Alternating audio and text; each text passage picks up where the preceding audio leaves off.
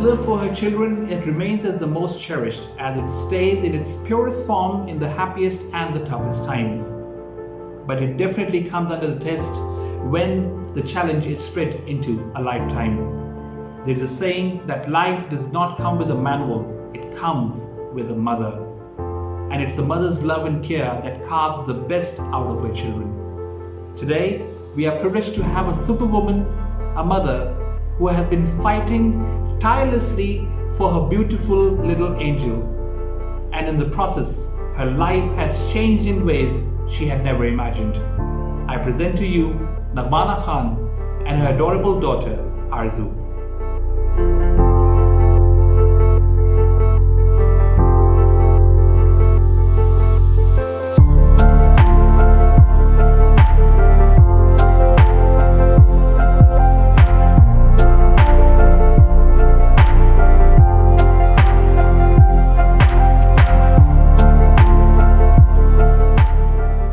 Naghmana, thank you so much for taking the time out to share your story, because that is important not only for the other parents to know of how to cope up with challenges that you've been through, and also at the same time the issue that you had with your daughter, the little Arzu, that still is going on, and you are still managing it the best way possible.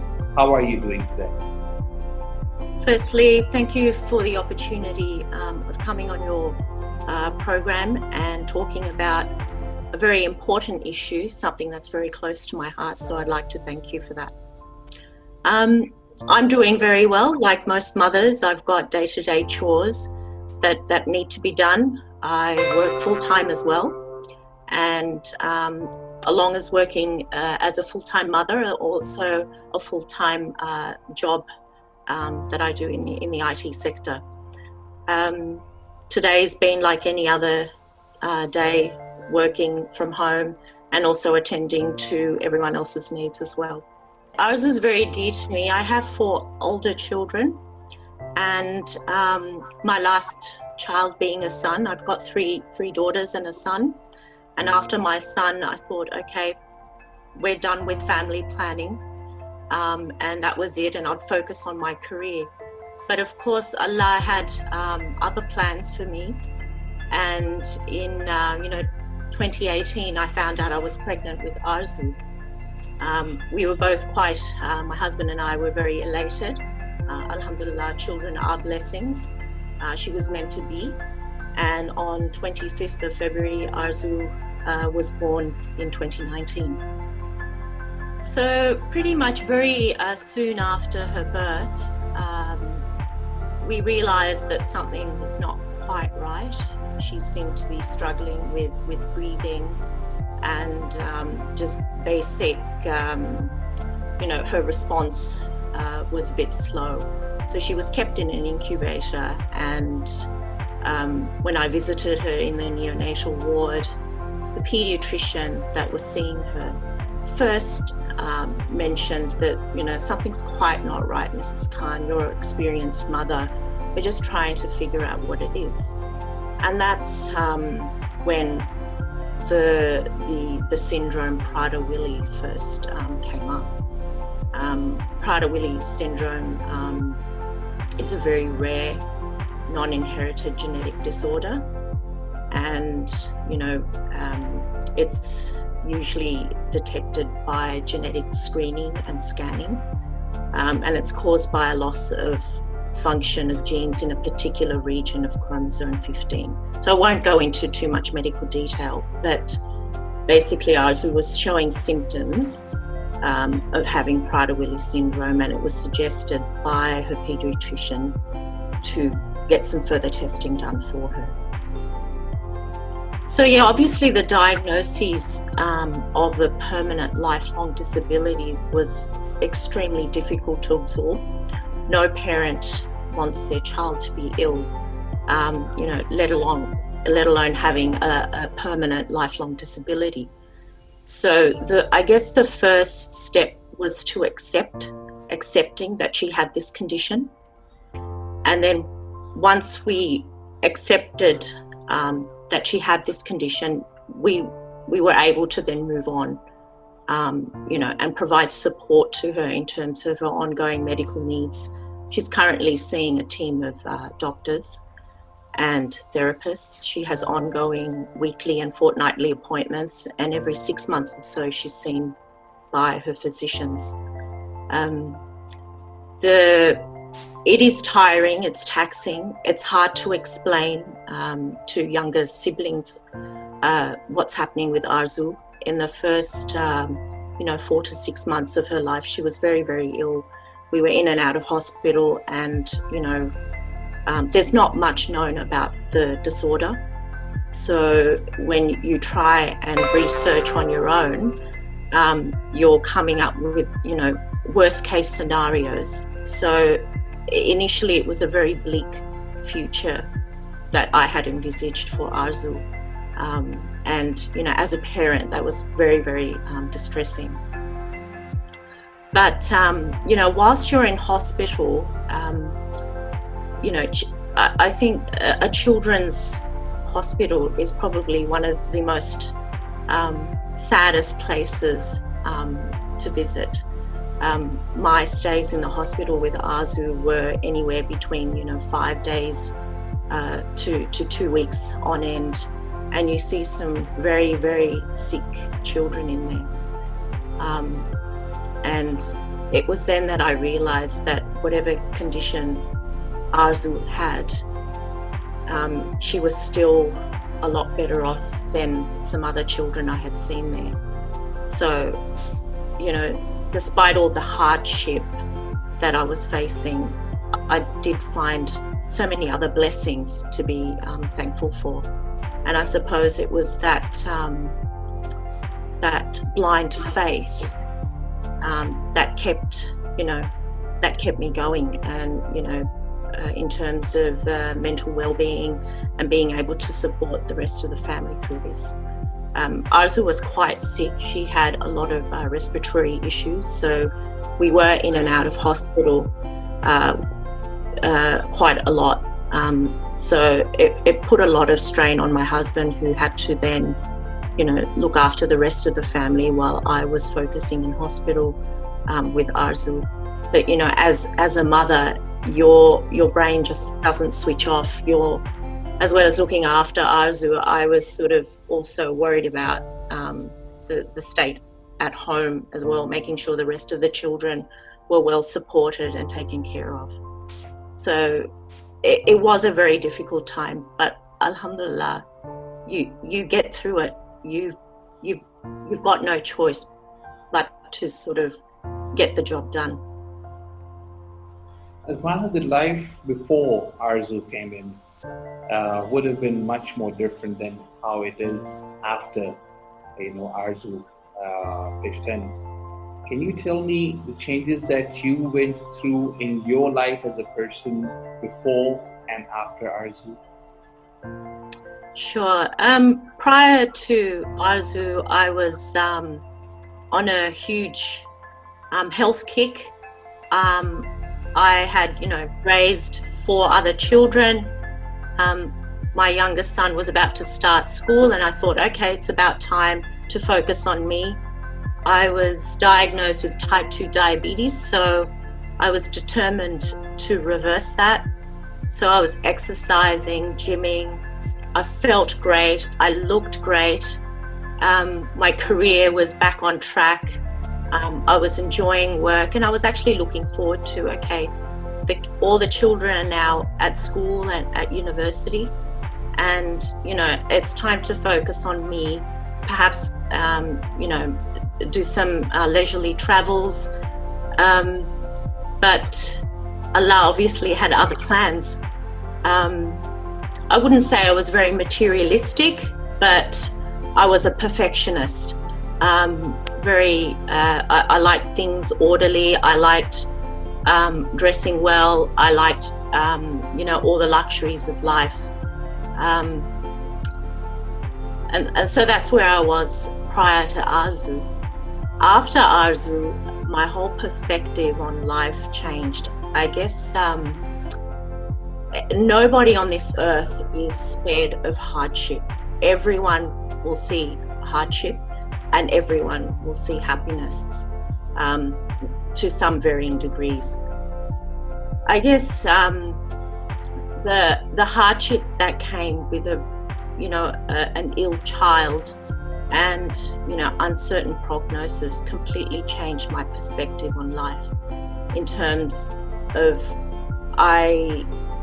with a child like Arzu, you can't plan for the future because you don't know, one, what that future would be. You don't know how her disorder would manifest. And two, your future and what's about to happen is beyond your control. So my whole thought process of worrying about what is yet to come completely changed. I actually stopped worrying about the future. I stopped obsessing over how I'm going to cope, how will we manage, who will look after her, what happens to her if I should pass away. And I just basically left it up to Allah. I've basically resided to Allah, and whatever He has planned for me, that was going to happen. And my focus should be and would be in the here and now. So what's important to me right now, and that's basically how I see things. I live for the moment. I live every day like it's my last. I cherish every blessing. I see so many blessings around me, blessings that I hadn't noticed before. I've reached out to a lot of support groups, and in some ways it's helped me cope by talking about it. There's a lot of stigma, I guess, that comes about from lack of education around genetic disorders. So I'm trying to break that stereotype by creating awareness about Arzu's condition. It took a lot of courage for me to openly discuss her condition. So I guess my outlook on life is completely different. I'm actually, I guess, a more happier person. And my whole world revolves around, my children, my family, people that I love, and that's how I'm seeing things now. See, I believe that, once you were busy with Arzu in the hospital, staying there, and even when she came back home, you obviously your priority focus was on her. It definitely would have had an impact on the rest of the family, because there are changes, that very visible changes that the family also feels, in your attitude, because you've been, staying up all night, looking after her, keeping a track on and sense of every single movement, every single breath she's taking. Does it impact on the other family members, and did your attitude change towards him? It most definitely does. Look, children are like sponges, they absorb everything. I guess I was blessed. I had two older daughters, young adults. So they immediately became a pillar of support for me. But the younger two, they were too young to completely understand what was happening. And it was very difficult for me to explain why I had to keep going into hospital. My son accepted that, Arzu is unwell, and he didn't really question much after that. But my 10-year-old daughter, who was not quite a child and not quite an adult, she struggled to come to terms to come to terms with a sick sibling. It's very hard to explain to a child, what's about to happen. She'd ask very intelligent questions about Arzu's future, and so I had to very carefully answer them. I didn't want to lie to her, so I answered them truthfully. and explained her condition in a way that she understood.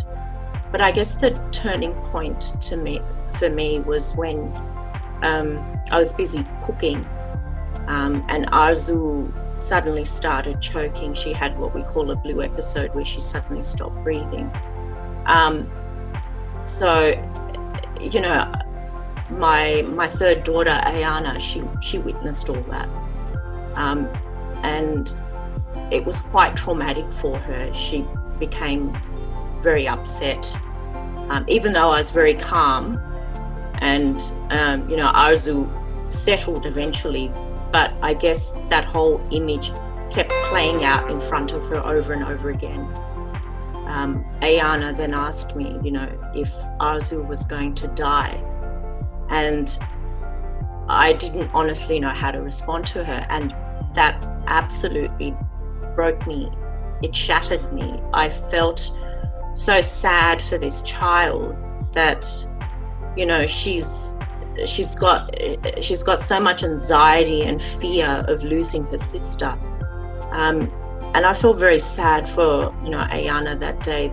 And I guess that's the point where I realized that, you know, it's not about Arzu.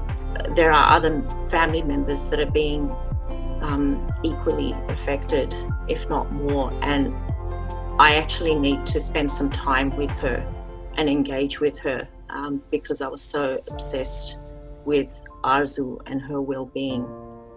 Not to say that I was neglecting the other children, but I needed to spend a little bit more time.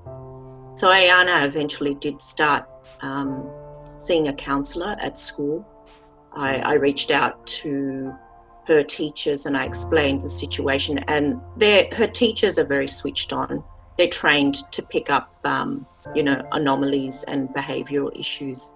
And then I explained to them what had happened, and they kept an eye out for Ayana. And I felt over time and with frequent counselling, it helped her accept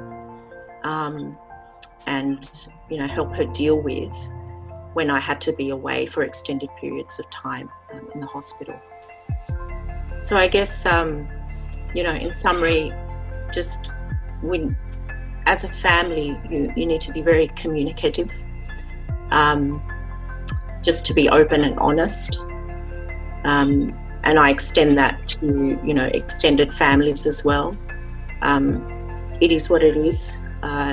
You need to be very factual in your discussions as well.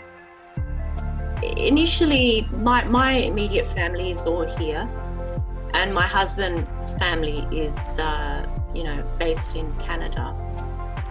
Obviously, as grandparents, you know, it was a shock to them as well.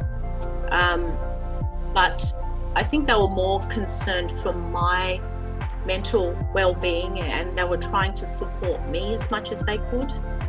But I'm very stubborn in nature. I didn't want anyone's pity. I didn't want to see sadness in anyone's eyes. I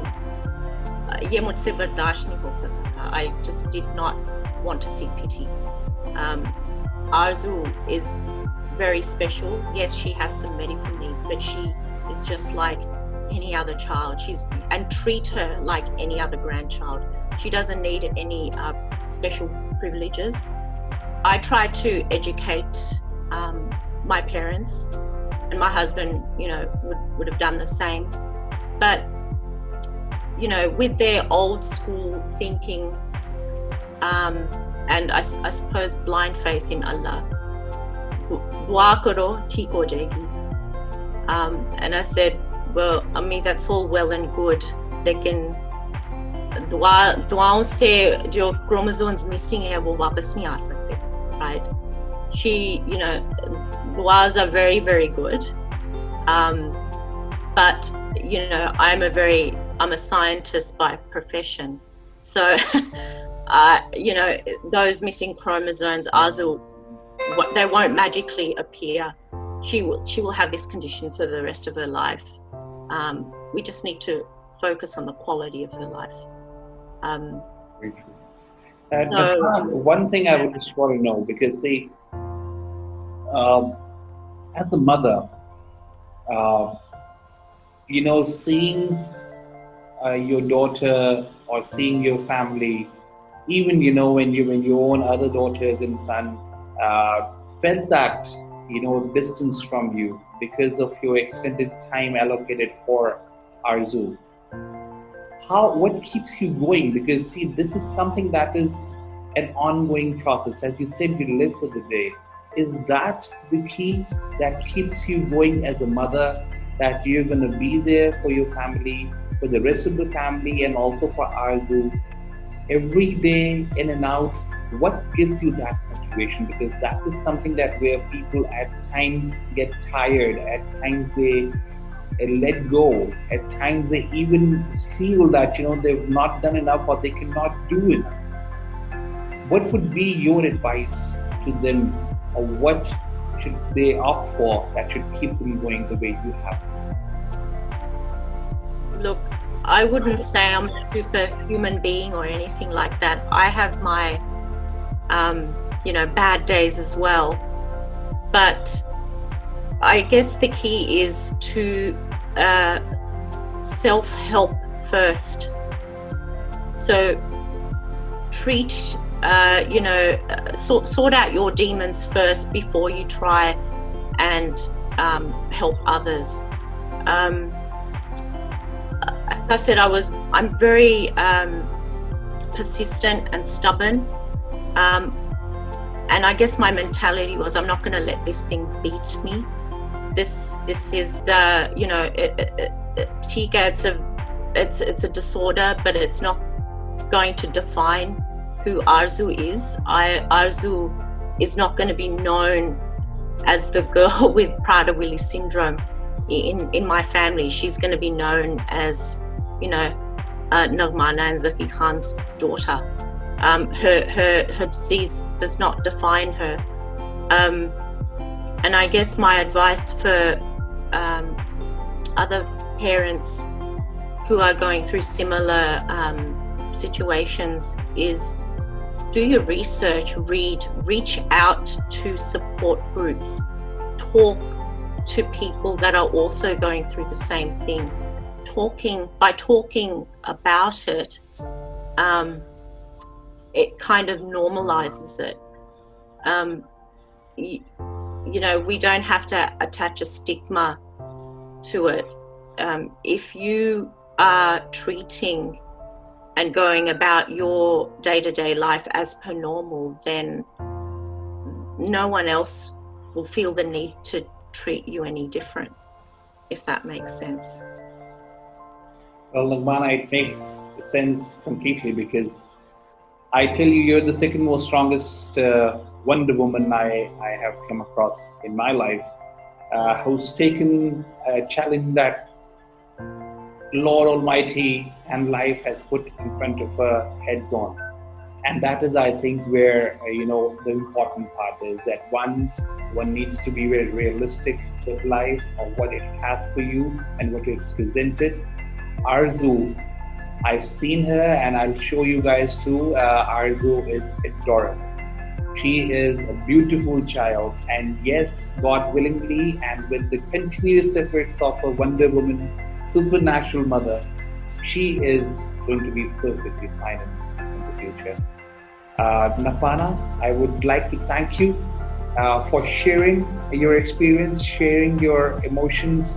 It is not easy, I understand, and I completely agree, and we've spoken about it, that it is not easy, talking about something that is probably, if you would have had a chance, you would probably change it and make it better. But it is there, and talking about it is not easy.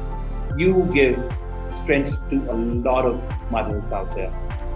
There are many who have, or who would have had, would be going through similar kind of a challenge in their life, and your advice and the way you've carried yourself up is definitely going to give them a lot of hope, a lot of strength. Thank you so much for being with Keeping It Real. It was really an inspirational story, and I'm sure this is going to be an absolute asset for many families out there.